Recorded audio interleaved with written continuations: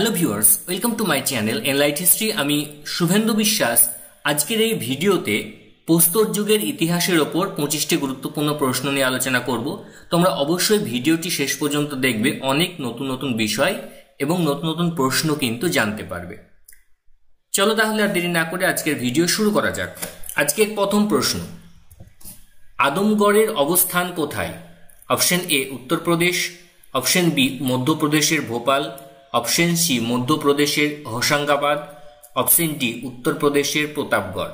এখানে সঠিক উত্তর হচ্ছে অপশন সি, মধ্যপ্রদেশের হোশাঙ্গাবাদে আদমগড় অবস্থিত। সেকেন্ড কোশ্চেন, ইংরেজি ভাষায় প্রিহিস্ট্রি শব্দটি প্রথম কে ব্যবহার করেন? Option A Daniel Wilson, option B John Lubbock, option C VI Allchin, option D Bruce Foote. তাহলে একটু দেখা যাক সঠিক উত্তর কি।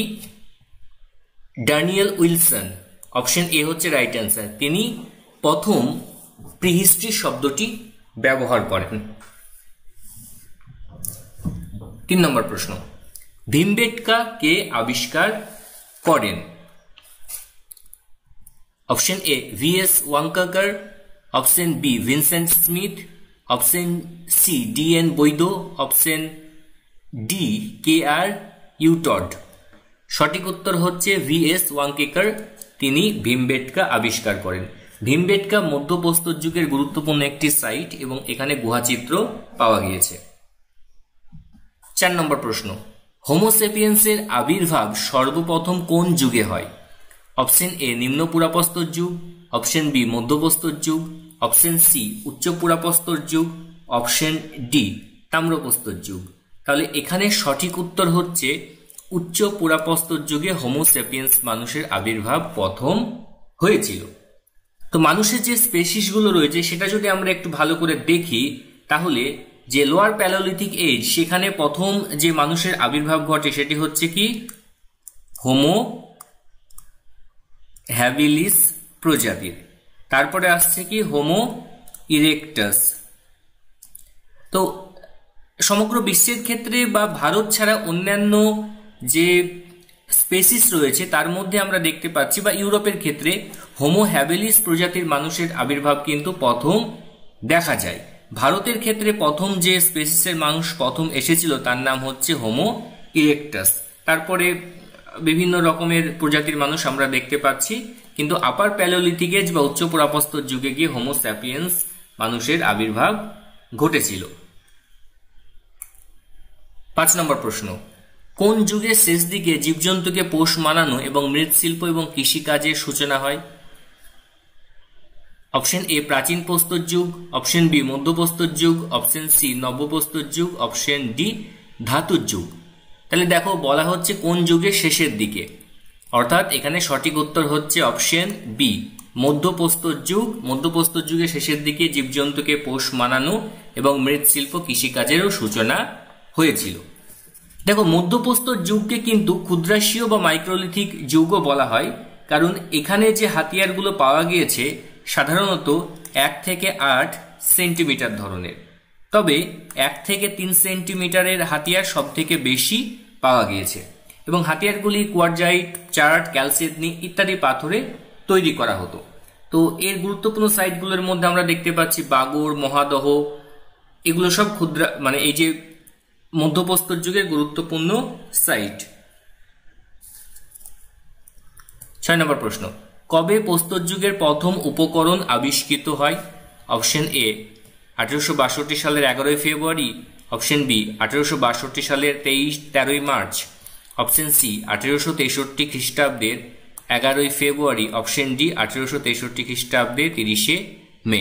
এখানে সঠিক উত্তর হচ্ছে 1863 খ্রিস্টাব্দের 30 মে প্রস্তর যুগের প্রথম উপকরণ আবিষ্কৃত হয়েছিল। 7 নম্বর প্রশ্ন, ওল্ড ওয়ান ধরনের হাতিয়ার দেখা যায়? অপশন এ নিম্ন পুরাপ্রস্তর যুগে, অপশন বি মধ্য পুরাপ্রস্তর যুগে, অপশন সি উচ্চ পুরাপ্রস্তর যুগে, অপশন ডি মধ্যপ্রস্তর যুগে। তাহলে এখানে সঠিক উত্তর হচ্ছে কি অপশন এ, অর্থাৎ নিম্ন পুরাপ্রস্তর যুগে ওল্ড ওয়ান জাতীয় হাতিয়ার ব্যবহার করা হয়েছিল।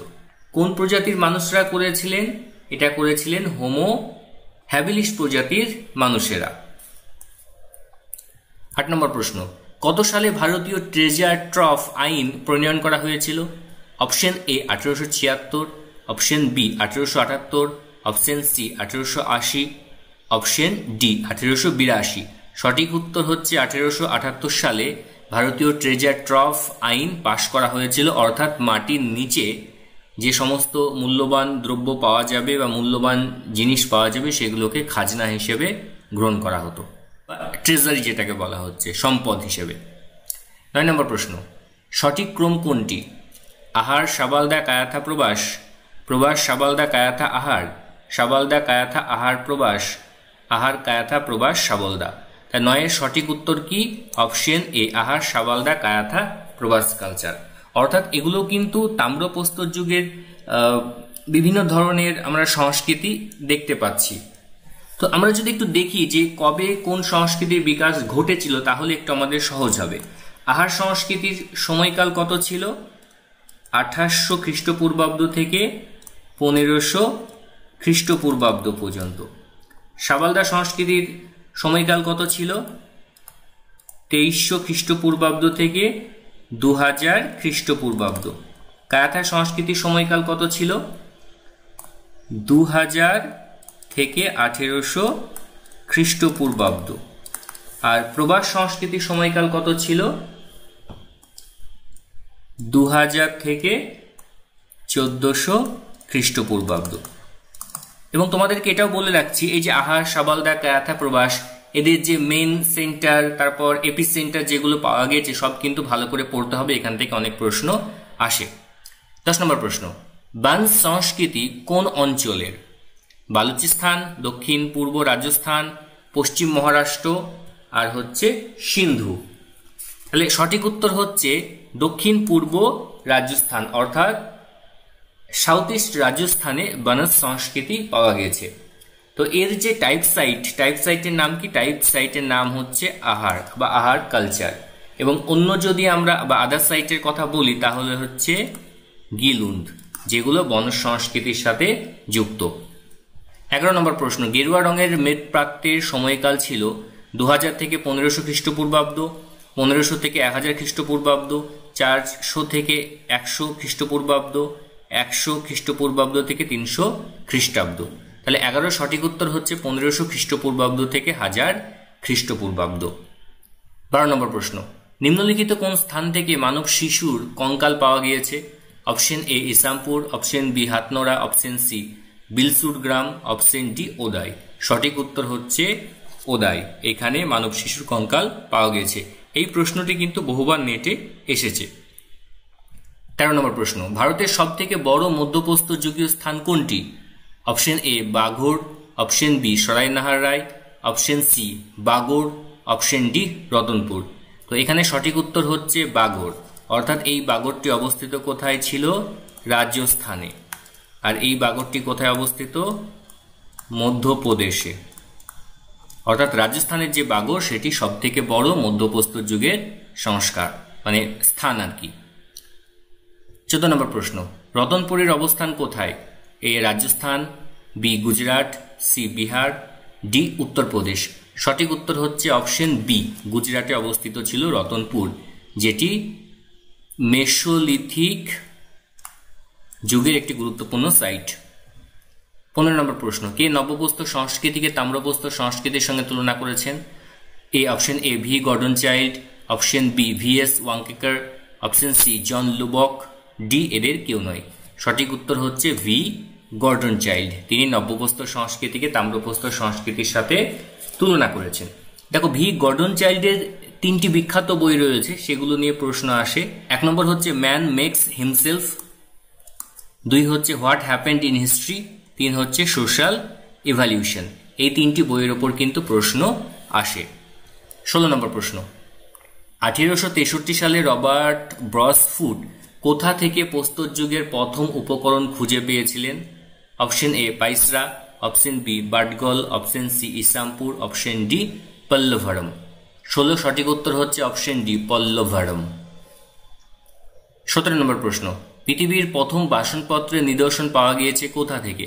Option A Koldihwa, option B Gufkral, option C Chopani Mando, option D Burzahom. সঠিক উত্তর হচ্ছে চোপ্পানি মান্ড। 18 নম্বর প্রশ্ন, সর্বপ্রথম কোন যুগে মানুষ কুমোরের চাকার মৃৎপাত্র নির্মাণ শুরু করেন? অপশন এ মধ্যপুরাপ্রস্তর যুগ, অপশন বি উচ্চপুরাপ্রস্তর যুগ, অপশন সি মধ্যপ্রস্তর যুগ, অপশন ডি নব্যপ্রস্তর যুগ। তাহলে এটির সঠিক উত্তর হলো নব্যপ্রস্তর যুগ। এই যুগে কুমোরের চাকার দ্বারা মৃৎপাত্র নির্মাণ শুরু হয়। 19 নম্বর প্রশ্ন, নব্যপ্রস্তর যুগে কয়েকজনের দেহাবশেষকে একসঙ্গে সাজিয়ে কবর দেওয়ার নিদর্শন কোথায় পাওয়া গিয়েছে? Option A Nagarjunakonda, option B Kupgal, option C Maski, option D Piklihal. সঠিক উত্তর হচ্ছে নাগার্জুনকোন্ডা। 20 নম্বর প্রশ্ন, মানুষ তাঁবু খাটিয়ে বসবাসের নিদর্শন কোথায় পাওয়া গিয়েছে? Option A Nagarjunakonda, option B Piklihal, option C Chirand, option D Burzahom. সঠিক উত্তর হচ্ছে পিকলিহাল। আর বুরজাহমে কি পাওয়া গিয়েছে? বুরজাহম নব্যপ্রস্তর যুগের একটি গুরুত্বপূর্ণ প্রত্নস্থল। বুরজাহমে মানুষ মাটি খুঁড়ে গর্তের মধ্যে বসবাস করত, তার নিদর্শনও পাওয়া গিয়েছে। বুরজাহম শব্দের অর্থ হলো ভোজপত্র। 21 নম্বর প্রশ্ন, কাশ্মীরের বুরজাহমের গুহাতে নব্যপ্রস্তর যুগের নিদর্শন কে আবিষ্কার করেন? অপশন এ সেমুরিয়ার, অপশন বি দা তেরা, অপশন সি এ আপ্পারাও, অপশন ডি কেউ নয়। সঠিক উত্তর হচ্ছে দা তেরা। 22 নম্বর প্রশ্ন, কোন সময় থেকে মানুষকে কবর দেয়া হতো? অপশন এ প্রাচীন প্রস্তর যুগ, অপশন বি মধ্যপ্রস্তর যুগ, অপশন সি নব্যপ্রস্তর যুগ, অপশন ডি তাম্রপ্রস্তর যুগ। তাহলে আমরা কবর দেওয়া নিদর্শনের বিষয়টা দেখতে পাচ্ছি মধ্যপ্রস্তর যুগ থেকে। অর্থাৎ প্রত্যেকটা যে যুগ, সেই যুগের বেসিক কিছু কমন বৈশিষ্ট্য রয়েছে, সেটা তোমাদেরকে একটু ভালো করে জানতে হবে। মানে কোন যুগে কি ধরনের হাতিয়ার ব্যবহার করা হতো, সে হাতিয়ারের বৈশিষ্ট্য কি, আগুন ব্যবহার কোন যুগে প্রথম শুরু হয়, কোন প্রজাতির মানুষ প্রথম আগুন ব্যবহার করেছিল, কবর দেওয়ার প্রচলন কোন মানুষ করে, মৃৎপাত্র ব্যবহার কোন যুগ থেকে আমরা দেখতে পাচ্ছি, হাড়ের হাতিয়ার কবে থেকে মানুষ ব্যবহার করছে, মানে কোন সময় পর্ব বা কোন প্রজাতির মানুষ ব্যবহার করছে, হাতিয়ারে হাতল ব্যবহার করছে কোন সময় থেকে, এই বিষয়গুলো কিন্তু বেসিক কিছু ফিচার বা বৈশিষ্ট্য হিসেবে তোমাদেরকে দেখে রাখতে হবে। 23 নম্বর প্রশ্ন, ভীমবেটকা গুহাচিত্র কত বছরের পুরনো? অপশন এ 12,000 বছর, অপশন বি 8,000 বছর, অপশন সি 6,000 বছর, অপশন ডি 3,000 বছর। তাহলে ভীমবেটকার গুহাচিত্র হচ্ছে 12,000 বছরের পুরনো। 24 নম্বর প্রশ্ন, কত সালে পিজিডাব্লিউ এর নিদর্শন প্রথম খুঁজে পাওয়া যায়? পিজিডাব্লিউ মানে হচ্ছে প্রিন্টেড গ্রেওয়্যার কালচার আর কি, ঠিক আছে। অপশনগুলো একটু দেখা যাক। অপশন এ 1890 খ্রিস্টাব্দ, 1920 খ্রিস্টাব্দ, 1946 খ্রিস্টাব্দ, 1954 খ্রিস্টাব্দ। তাহলে সঠিক উত্তর হচ্ছে 1946 খ্রিস্টাব্দে। প্রথম কোথায় পাওয়া গিয়েছিল? প্রথম সন্ধান পাওয়া যায় অহিছত্রতে, যেটা উত্তরপ্রদেশে অবস্থিত। তো এর অন্যান্য যে স্থানগুলো রয়েছে তার মধ্যে আমরা দেখতে পাচ্ছি রোপার রয়েছে পাঞ্জাবের, নোহ রয়েছে রাজস্থানের, এছাড়া উত্তরপ্রদেশের আলমগীরপুর, অহিছত্র, হস্তিনাপুর, অত্রঞ্জিখেরা, জাখেরা, মথুরা, এগুলো কিন্তু সব পিজিডাব্লিউ সংস্কৃতির গুরুত্বপূর্ণ প্রত্নস্থল। তো এখানে যে ধরনের পটরি নিদর্শন পাওয়া গিয়েছে সেখানে black and deep chocolate colour ব্যবহার করা হয়েছে এবং তারা কিন্তু পটরি তার সাথে হুইল এগুলো তৈরি করেছিল। আজকের শেষ প্রশ্ন, এনবিপিডাব্লিউ এর নিদর্শন প্রথম কোথায় পাওয়া যায়? Option A Takshashila, option B Ahichchhatra, option C Saharanpur, option D Noh. তাহলে এটির সঠিক উত্তর কি? সঠিক উত্তর হচ্ছে তক্ষশিলা। দেখো, নর্দার্ন ব্ল্যাক পলিশ ওয়্যার পুরো নাম। তো এটি তক্ষশিলাতে প্রথম নিদর্শন পাওয়া যায় কত সালে? 1930 খ্রিস্টাব্দে আবিষ্কৃত হয়েছিল। অন্যান্য যে প্রত্নস্থল ছিল তার মধ্যে রোপার, তারপর রাজা কর্ণাকা কিলা যেটা হরিয়ানাতে অবস্থিত, যোধপুর, নোহ, অহিছত্র, হস্তিনাপুর, অত্রঞ্জিখেরা, কোশাম্বী, শ্রাবস্তি, চন্দ্রকেতুগড়, এগুলোতে কিন্তু এনবিপিডাব্লিউ সংস্কৃতির নিদর্শন পাওয়া গিয়েছে। তো এই যে চ্যালকোলিথিক এজের যে সাইটগুলো, অর্থাৎ প্রথমে যদি আমরা বলি ওসিপি কালচার, আমরা যদি ক্রোনোলজিক্যালি সাজি তাহলে প্রথমে আসছে ওসিপি কালচার, তারপরে আসছে BRW কালচার মানে ব্ল্যাক অ্যান্ড রেডওয়্যার কালচার 2 নম্বরে। 3 নম্বরে আসছে কি PGW কালচার। 4 নম্বরে আসছে NBPW কালচার। অর্থাৎ এই যে কালচার এটা কিন্তু অনেক সময় ক্রোনোলজিক্যালি কোয়েশ্চেন আসে। ফুল ফর্ম কি? Ochre colour pottery, black and redware, printed greyware culture, northern black polishware culture.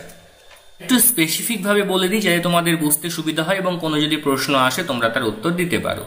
আমরা যদি সময়কাল বলি তাহলে ওসিপি কালচার তার সময়কালটা কিন্তু অনেকটা ঋগ বৈদিক সময় পর্বের মধ্যে পড়ছে। ব্ল্যাক অ্যান্ড রেডওয়্যার এটা কিন্তু লেটার যে ঋগ বৈদিক পিরিয়ড তার মধ্যে পড়ছে। প্রিন্টেড গিওয়ার কালচার তার সময়কাল হচ্ছে 800 থেকে 400 খ্রিস্টপূর্বাব্দ। আর নর্দার্ন ব্ল্যাক পলিশ ওয়্যার সেটি হচ্ছে 400 থেকে 100 খ্রিস্টপূর্বাব্দ। তারপরে রেডওয়্যার ছিল, এই রেডওয়্যারের সময়কাল কত? সময়কাল হচ্ছে 100 থেকে খ্রিস্টপূর্বাব্দ থেকে 300 খ্রিস্টাব্দ পর্যন্ত এর সময়কাল। তো এইগুলো একটু ভালো করে দেখবে, ভালো করে কনসেপ্ট একটু ক্লিয়ার করে নেবে, কারণ অনেক সময় প্রশ্ন দেয়। যেরকম হঠাৎ করে একটা প্রশ্ন দিয়ে দিল যে মৌর্য যে সময়কাল সেটি নিচের কোন সংস্কৃতির মধ্যে পড়ছে, বা খ্রিস্টপূর্ব 6ষ্ঠ শতকে যে মহাজনপদের উদ্ভব হয়েছিল সেই সময় আমরা নিচের কোন ধরনের সংস্কৃতির বিকাশ ঘটতে দেখতে পাচ্ছি। তো এই রকম ধরনের প্রশ্ন কিন্তু আসতে পারে একটু ডিপলি বা একটু ঘুরিয়ে দিলে, তখন কিন্তু উত্তর করা একটু কঠিন হয়ে যায়। সুতরাং এই বিষয়গুলো বা এই যে কালচারগুলো সেই কালচারগুলো একটু ভালো করে তোমরা ডিটেলসে দেখে রাখবে, ঠিক আছে? তো এই ছিল আজকের বিষয়। ভিডিওটি তোমাদের কেমন লাগলো অবশ্যই নিচে কমেন্ট করে জানাবে। আর এখনো পর্যন্ত এনলাইট হিস্ট্রি চ্যানেলটিকে সাবস্ক্রাইব না করে থাকলে অবশ্যই সাবস্ক্রাইব করে রাখবে। আমরা এই ধরনের নতুন নতুন ভিডিও তোমাদের জন্য নিয়ে আসবো। প্রত্যেক সপ্তাহে তোমরা কিন্তু এমসিকিউর উপর 2টো করে ভিডিও পাবে। তো আজকে এখানে শেষ করছি, ধন্যবাদ।